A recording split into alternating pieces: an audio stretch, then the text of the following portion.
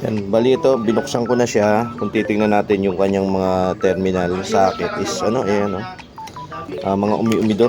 Ngayon, try ko itong linisin kung ito lang ang problema niya. Yan. Okay, check rin natin kung may supply dito kasi ang nangyayari, ito, nag-automatic shutdown, no? Tingnan natin to.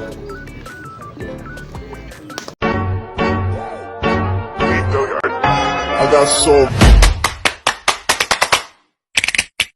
motherfucking design on right now. Bring it down, nigga, come on, that 3 old guys to the block.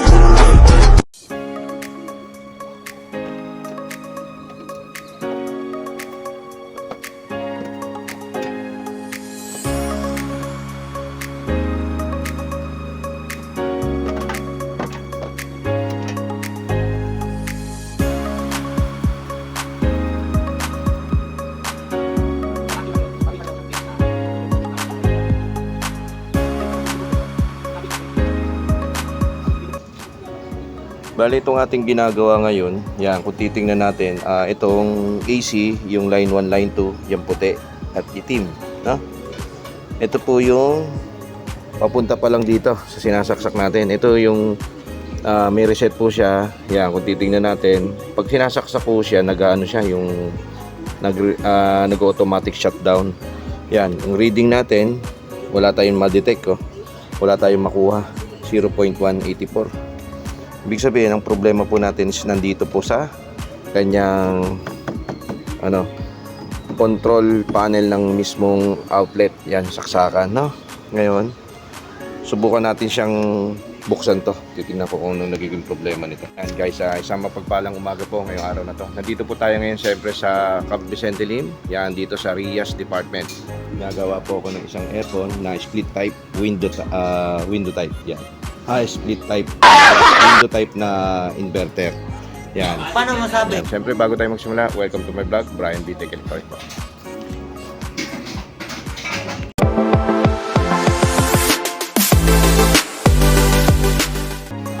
Bali ito guys, pinutol ko na siya ngayon para matry lang natin. Ito yung kanyang reset test. Yan. Ngayon, titingnan natin kung magkakaroon siya ng supply. Yan, naka-easy tayo. Pinarekta natin dito. Tingnan natin kung sasabog. Yun, 222 volts. Ayan o, kung titingnan natin may pumasok, ibig sabihin tuloy-tuloy na po yan dyan. Dapat dito papasok. Ngayon, tinanggal ko muna siya. Ngayon, tatry natin siyang kabit dito.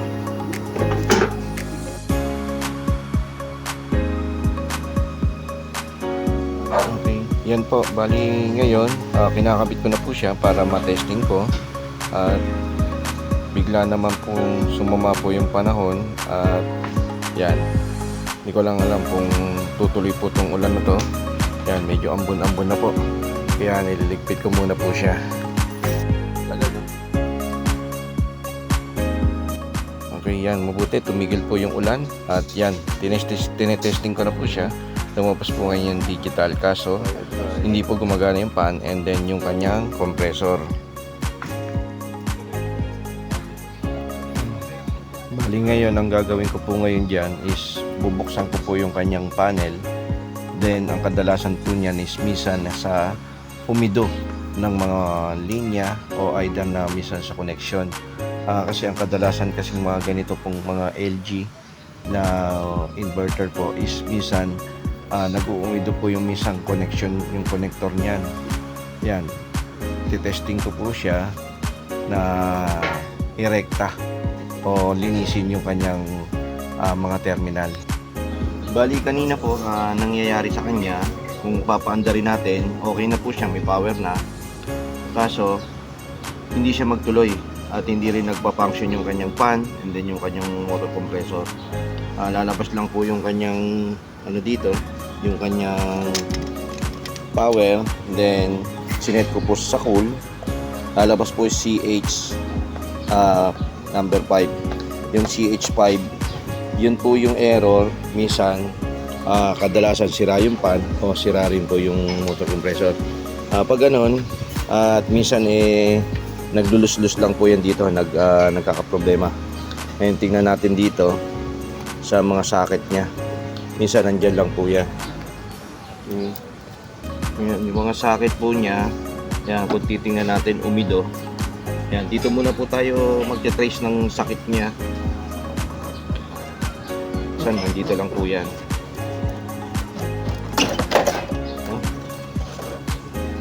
Tingnan natin itong board niya.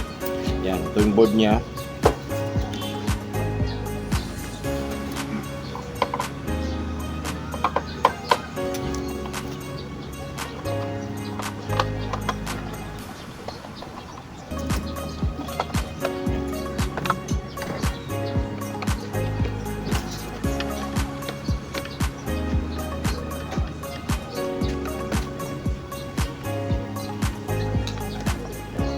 Iti-trace po natin dito.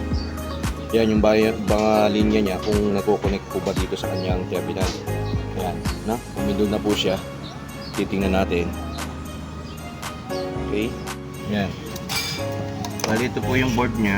Kung titingnan natin is meron siyang connection dito. Dalawa. Yung sa sensor niya. Then ito yung sa digital ano niya. Switching. No? Testing natin to.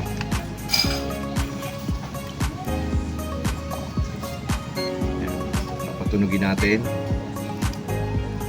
Yan. Okay. Tingnan natin bawat isa. Orange. Sa orange.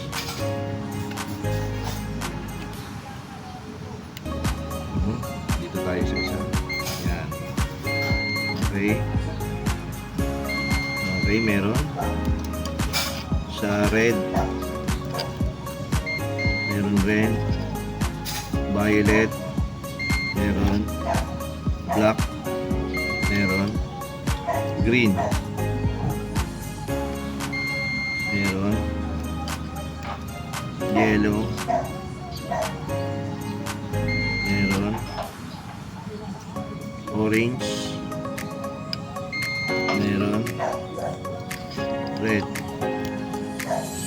Yun. Yun po yung sakit niya. Yun, meron pala. Yung kanyang violet.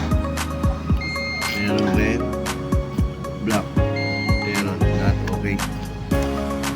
Okay. Lilinisin lang natin to. Then, doon naman tayo sa kanyang terminal. Ito. Yan, try natin tong linisin. Baka ito lang po yung nagiging problema niya. No? Yan. Minsan sensor, tingnan natin yung mga sensory niya. Okay? Ngayon na-check ko na po ito. Okay naman so far. Bali dito naman tayo sa kanyang terminal.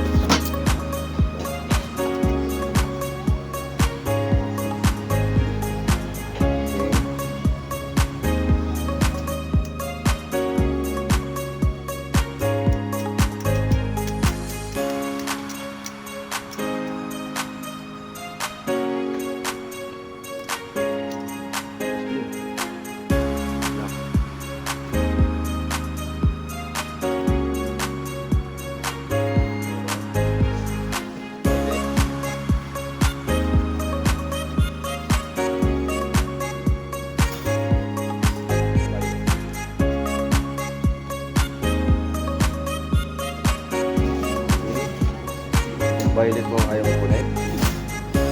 And then red. Okay, orange. Wala. Okay. Bali ito pong nagiging problema po natin. Yung violet. And then red. And then orange. Ulitin natin. Nagkakamali na tayo. Wala talaga. Okay.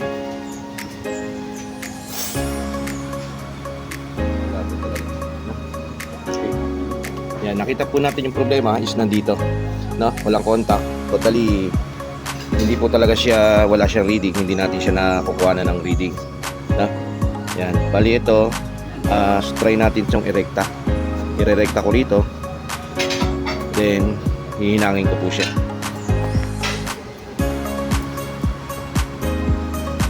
Ngayon, isa-isa lang po ang putol natin kasi pag nagkamali tayo, wala na, hindi nagagana to. No? Irerekta natin to. Ito lang po, kung ano lang po yung naging may problema, yun lang po yung irerekta ko.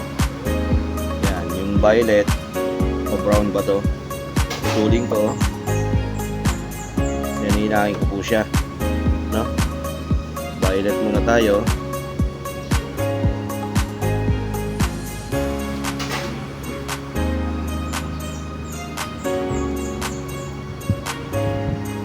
Yan. Hindi naman ho kayo mahirapan niya kasi color coding po yan. Tsaka hindi po pwedeng makabaliktad. Yan, hinahin ko po ito.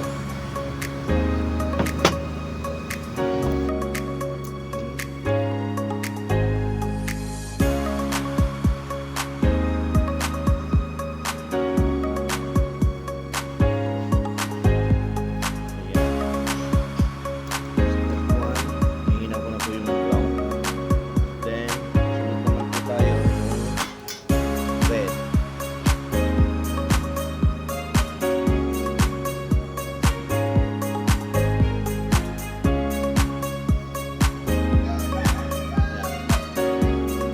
Red naman.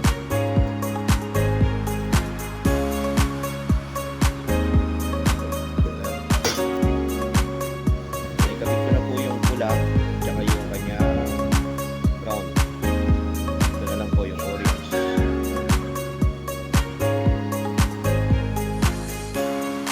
Okay.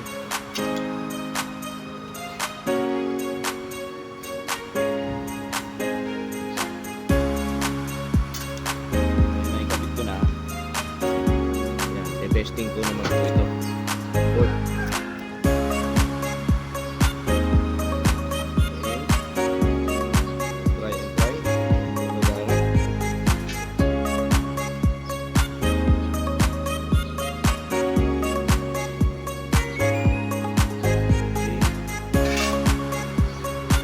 Shower.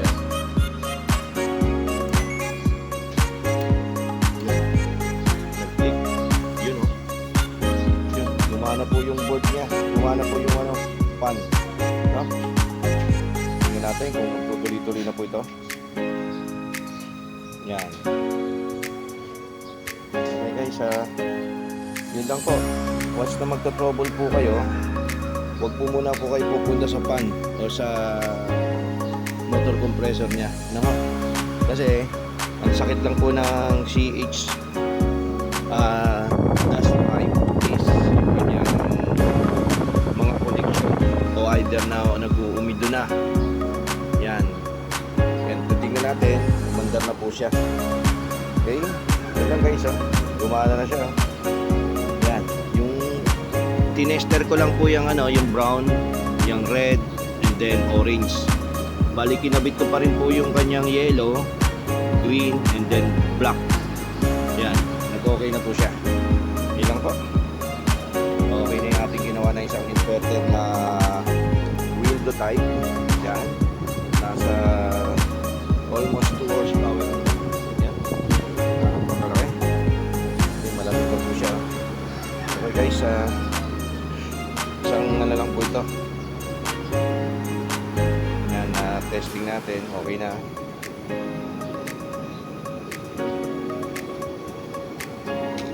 Okay. Babad na natin to, tapos yung isa naman gagawin natin, no? Bababa ko na rin po yung isang ano niya. Okay? Yan guys, okay na siya. Tawagin na natin si Superior. Papaliwanag ko ulit. Ang problema nito, yung kanyang mga connection, sa tutusin, ang sira niya, kaya hindi tumutuloy, nag-umido na. Ngayon, ang sakit ng CH, yung pinaka-error niya, CH negative 5. Yun ang nagiging sakit niya.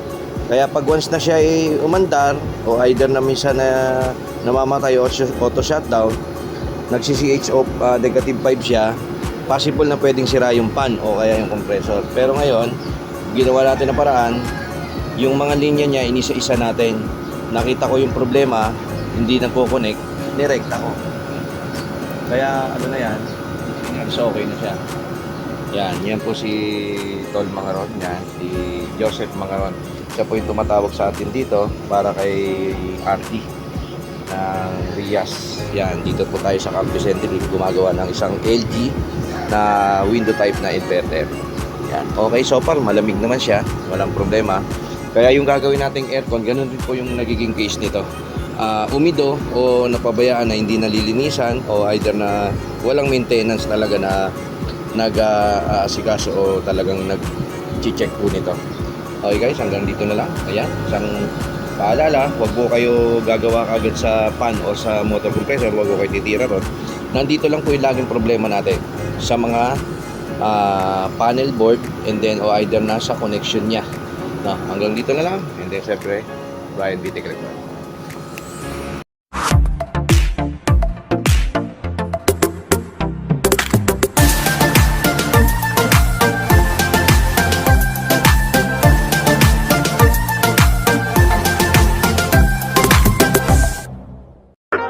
I got some motherfucking design on right now. Bring it down, bring it down.